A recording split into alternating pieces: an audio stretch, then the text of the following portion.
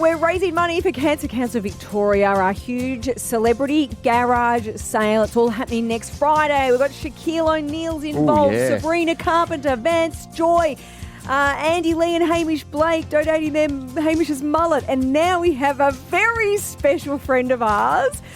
You'll know him because he's on the block tonight, 7:30 on 9. Scotty Cam. Hey, Scotty.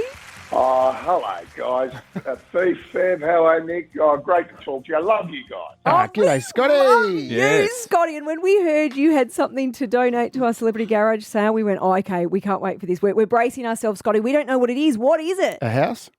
Well, yeah, that's right. It's not a house. It's nowhere near as good as a house. But look, I went through my cupboards and I found from 20 years ago, which will never be repeated because we don't see each other that much anymore. It is a work shirt signed by the Backyard Blitz team. Wow. Oh, Scotty, that's priceless. Vintage. That you couldn't even... Well, it's Jamie Jury, myself, Jodie Rigby and Nigel Ruck. Of course, Backyard Blitz was a hugely popular show back in the day. It finished about 20 years ago. And I found this shirt. It's still folded. And the four of us signed it. And I did a few of those, about 5 or 6, for this very reason. If something popped up, I could say, here's the shirt. And it's been sitting in my cupboard for 20 years. Wow. I just forgot it was there. And it's the last one. That is amazing. I thought I'd throw it over your way. Oh, Scotty, thank you. Look at it. It's a great shirt. It's vintage. Stinks a bit of beer. It does not. That is... It's never been worn.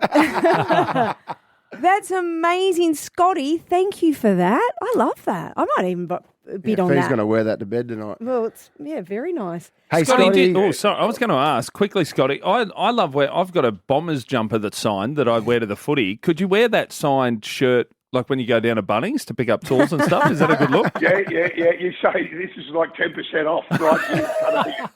You get your 10% trade discount because it's been signed by the guys. But look, it's a great cause, and I wish I could do more. But I think that that might be all right.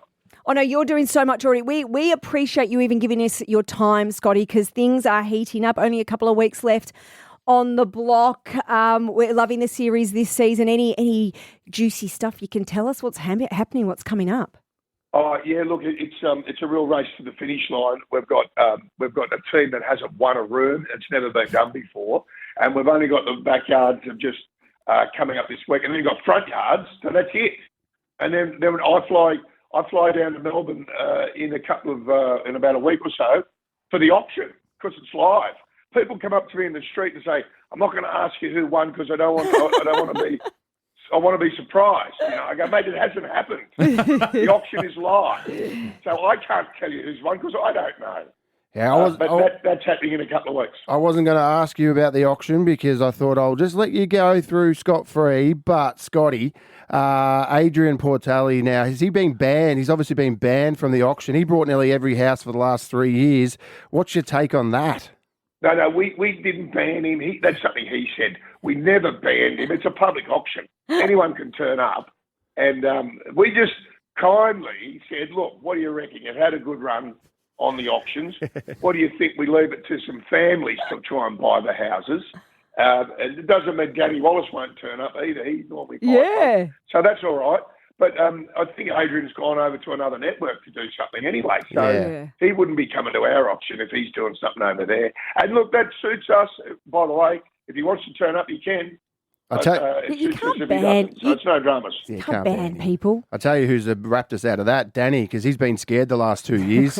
Adrian's been flashing his cash, and old Danny's like Homer Simpson's going into the bush. No, he hasn't been scared, Danny. He's a good bloke, and he makes a lot of those houses available for my room, which is the equivalent of Ronald McDonald House for sick kids' families. So he's a good bloke, Danny, and if he wants to buy another house like that, that'd be terrific for us.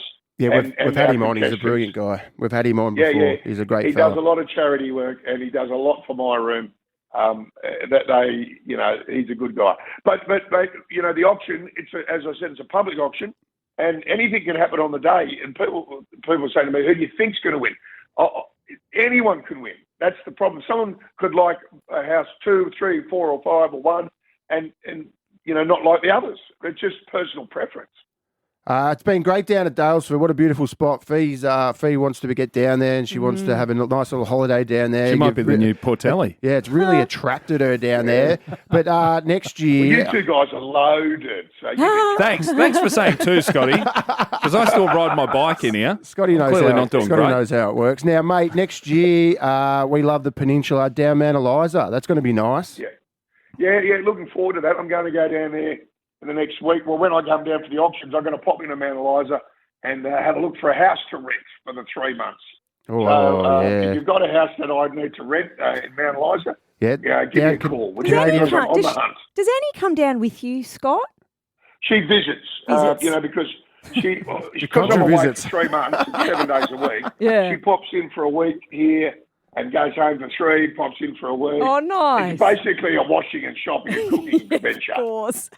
Look down at Canadian Bay Road, brother. Beautiful down there, Mount Eliza. Got a couple of nice pubs on the corner. Whew.